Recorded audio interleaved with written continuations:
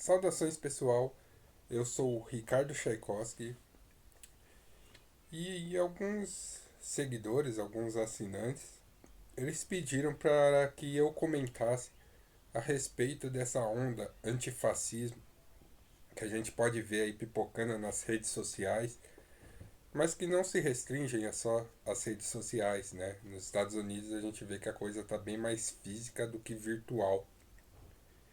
E o pessoal pediu para eu comentar um pouco a respeito disso. É, eu pensei um pouco, né? Não era um vídeo que eu estava querendo fazer muito. Quem acompanha meu trabalho sabe que desde o começo eu tenho feito alguns vídeos sobre essa força, esse ente, essa entidade que eu acredito estar por trás, né, de todo esse enredo que está desenrolando aí na sociedade humana, especialmente na brasileira. Então, desde os meus primeiros vídeos, eu sempre comentei sobre isso. E então, assim, eu achava que não tinha muito mais o que eu possa colocar, né, sobre esse assunto. Todavia, eu acho que cabe sim um posicionamento público da minha parte, né, em respeito aos que me acompanham. Então eu decidi fazer esse vídeo. Eu comecei a escrever um texto, mas também não tive muita inspiração para terminar o texto. Então eu vou falar aqui o que me vier à cabeça, tá? Vocês me desculpem, eu não preparei nada para fazer esse vídeo, não tenho um roteiro nem nada do tipo. Mas eu acho importante eu dar meu posicionamento quanto a isso. Como eu disse, o que a gente está vendo hoje é um velho inimigo. Né? Eu tenho combatido esse inimigo desde do começo da minha vida pública, quando eu dei minha cara a tapa e comecei a falar de magia e ocultismo, porque eu acredito que a magia e o ocultismo é um caminho válido de autorreflexão, de autoevolução, de autotransformação. Eu acredito nessa via, eu acredito nesse caminho. Então, eu decidi passar isso para as pessoas também, não para tentar convencer ninguém que esse é o melhor caminho, mas para ser um ponto de referência para aquelas pessoas que também acreditam que é um caminho viável a se trilhar e que realmente não tinha muita coisa. Hoje em dia a gente já vê muito, tem muitos canais de ocultismo no YouTube, a gente vê muita gente falando, mas mesmo assim eu acho que meu trabalho é relativamente relevante para eu continuar fazendo ele, tá? E eu sempre coloquei que num contexto político, né, de esquerda e direita, que as duas vertentes elas seguem o mesmo mestre. E eu fui criticado por isso, porque algumas pessoas falaram, oh, vocês então, ah, mas você fala isso porque você não viveu no outro regime, ou você não viveu num regime socialista, e aí os capitalistas falam, ah não, mas o comunismo mata milhares de pessoas e tal, né? E sempre tem essas questões que eu acho interessantes, mas eu acho que não é o cerne da questão. Quando eu digo que tanto direita quanto esquerda servem o mesmo mestre, é porque, apesar de o discurso ser diferente, no modo operante, eles são muito semelhantes. Então, eu diria que quando você vai analisar essas questões de um ponto de vista hermético e ocultista, você tem que deixar um pouco o discurso de lado e analisar as ações individuais das pessoas que estão te dizendo alguma coisa a esse respeito. Né? Porque o que acontece? Essa força que eu chamo de mestre, que é o mestre deles, várias tradições têm os nomes diferentes para essa força. Né? Então, alguns chamam de demiurgo, outros chamam de o falso deus, outros chamam de Satanás, de Satã, enfim, vários nomes, dependendo da orientação filosófica de cada um, da orientação religiosa, eles dão nomes para essa força. Mas no fundo, eu acredito que é a mesma força, porque ela é uma força extremamente camaleônica. Ela é uma força adaptável. Ela é uma força que se adapta à cultura de cada um, de cada nação, de cada pessoa, de cada indivíduo e demonstra seu poder através daquela filosofia que a pessoa segue. Então, eu não diria que é um problema filosófico, eu diria que é um problema de ação mesmo. E eu posso dar vários exemplos disso, né? No âmbito religioso, a gente vê muitas pessoas falando do amor de Cristo. Mas quando você vai ver na prática, o amor de Cristo é o quê? É a perseguição, né, difamação, ou até o apedrejamento, queimar templos religiosos de vertentes contrárias, a caça, né, o islâmico, né, algumas correntes pregam que o islamismo é amor, falam que 99% dos muçulmanos são pacíficos. E realmente deve ser isso mesmo. Acontece que aquele 1% que não é pacífico fazem atos terroristas, decapitam pessoas que têm a fé diferente, que têm posicionamento ideológico contrário ao deles. Então, você vê que essas pessoas elas seguem filosofias diferentes, mas a conduta delas é muito semelhante. E esse mestre que eu tanto digo, ele se evidencia através da ação dos indivíduos e não do discurso que o pessoal está falando. Então isso aí no ramo político também é muito vigente, né? Você vê que tanto o pessoal da direita quanto da esquerda eles têm o mesmo modo operante, né? Então é a difamação, é a fake news, é você caçar o seu adversário político a todo custo, você querer eliminar um adversário político, né? Mas qual que é o cerne da questão? Esse mestre ele pode ser chamado com um nome comum, um nome simples que é intolerância. Então, todos esses movimentos, não importam se são religiosos, filosóficos, até mesmo científicos, é, econômicos, né? Esses movimentos que são calcados e baseados em intolerância, eles servem ao mesmo mestre, independente do discurso bonito que eles tenham. Então, na prática, você vê que eles são muito semelhantes entre si, apesar do discurso ser até antagonista, até antagônico. Né? Então, você vê é, pessoas se comportando de uma maneira intolerante ao extremo, né, para subjugar e derrotar completamente seus adversários. Né? E assim, esse adversário, esse mestre, ele se instala na mente das pessoas em graus.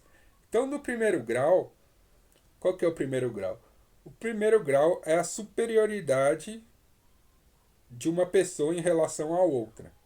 Então, a pessoa, por ter uma filosofia política, uma filosofia religiosa, uma filosofia espiritualista, ou ter simplesmente uma ideologia qualquer, ela se acha superior ao seu semelhante, a outra pessoa.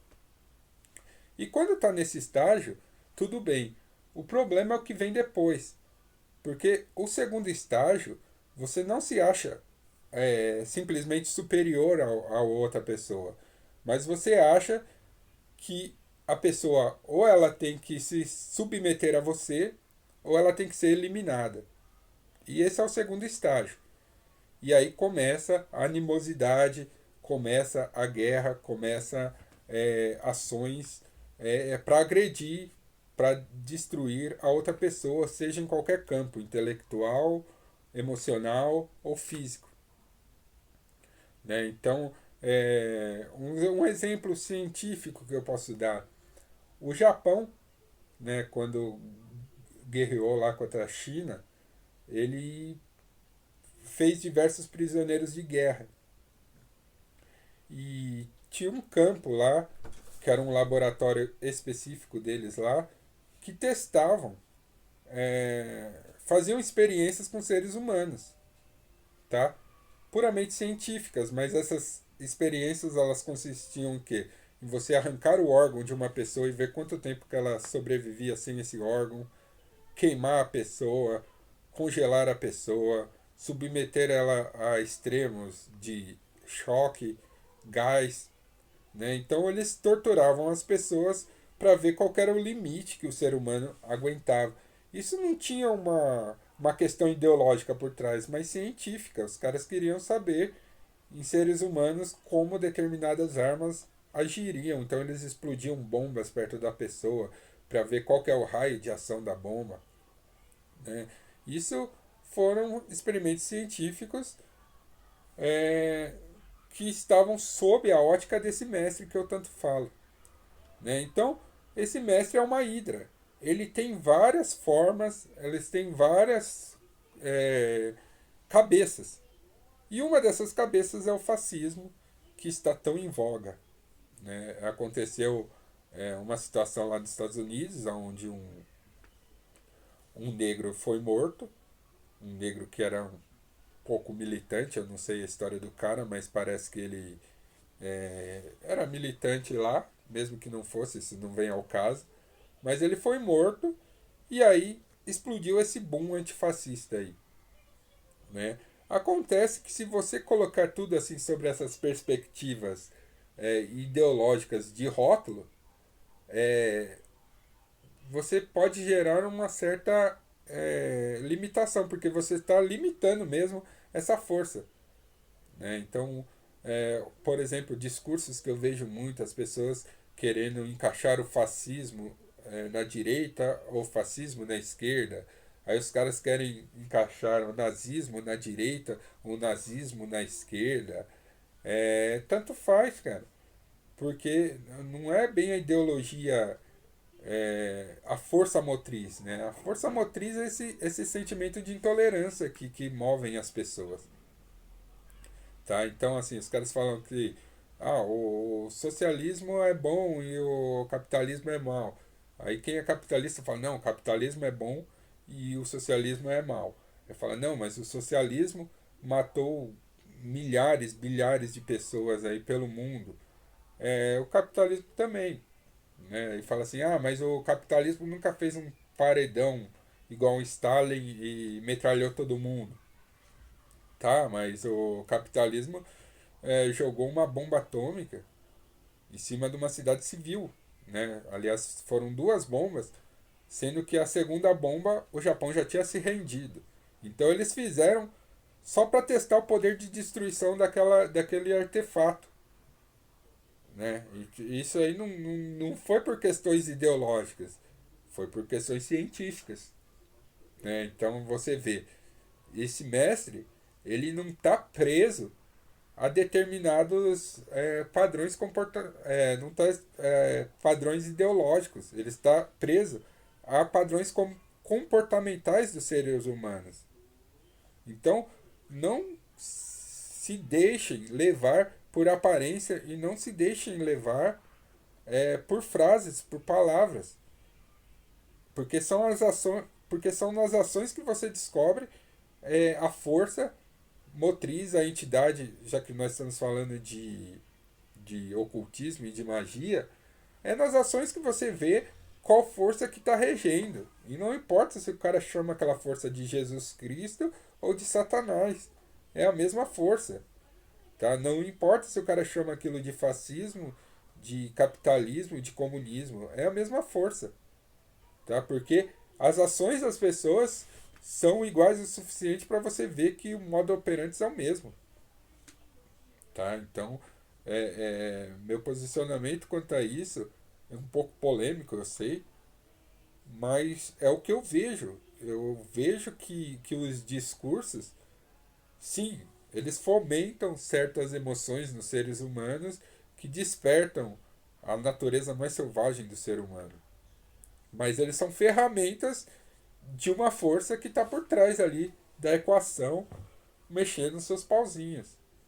tá? Então não existe muito isso de... Existe, mas assim, essa guerra ideológica é o verniz por cima de uma força muito mais destrutiva que está por trás disso tudo.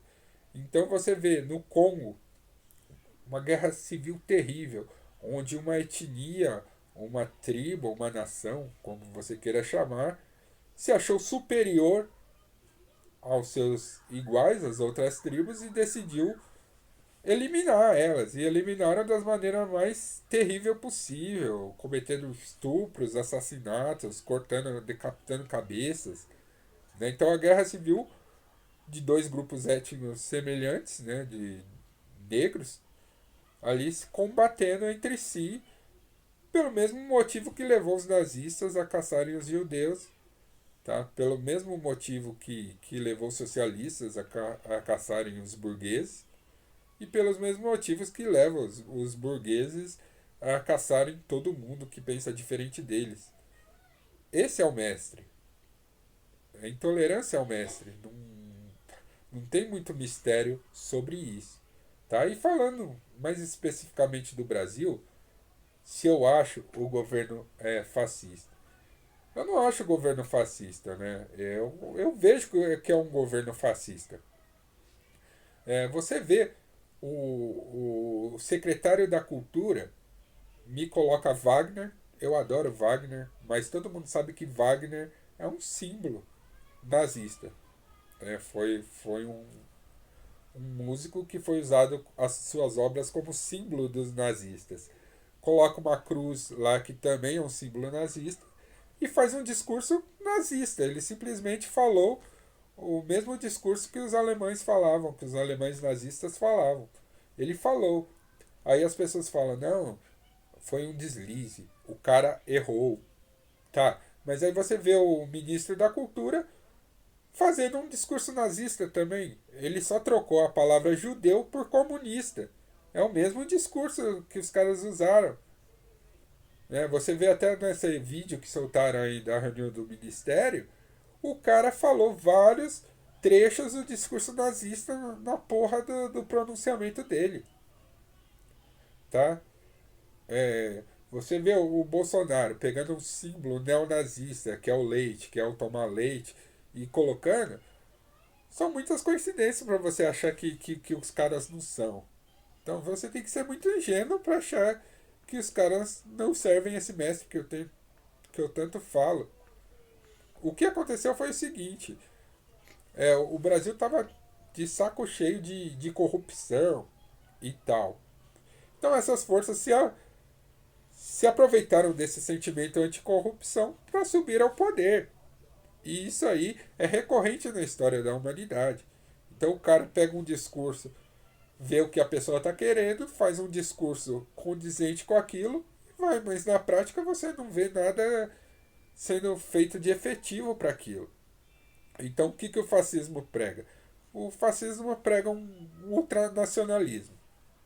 Tá? E o que acontece, gente? Quando o presidente da república é eleito, ele é eleito para governar pela nação como um todo, por todo indivíduo que está lá. E não apenas para as pessoas que votaram nele.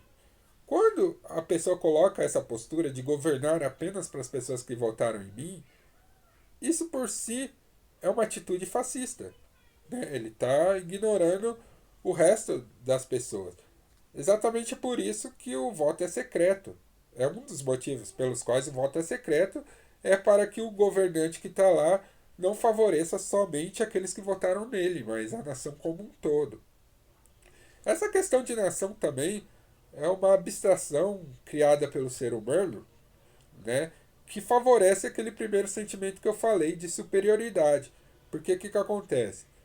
Dentro de um sentimento ultranacionalista, se você nasce de um lado da rua, você é brasileiro. Se você nasce do outro lado da rua, você é paraguaio ou argentino, dependendo de onde você está aí, da fronteira do Brasil, você já não é um ser humano. Pode ser duro, mas é assim que eles pensam. Tá? E você vê o fascismo ocorrendo desse governo exatamente com os povos indígenas. Os povos indígenas estão sendo completamente massacrados. Numa postura que é ou você se adapta à nossa cultura, ou você não é brasileiro. Ou você vai embora do país, ou você vai ser destruído. Tá bom? Então, é uma postura fascista por si. Já tô indo, filhinho. Então é isso aí. Papai Pera aí, que eu tô gravando aqui, filho. Mas papai recorda. Eu já vou brincar com você. Oi, papai recorda. Então é isso aí, gente. Eu tinha mais coisa pra falar, mas minha filha precisa que eu vá brincar com ela um pouco. Depois eu continuo esse vídeo em outra oportunidade, tá bom? Eu não falei tudo que eu queria falar, mas eu dei uma visão geral aí sobre o meu ponto de vista. E depois eu continuo isso, tá bom?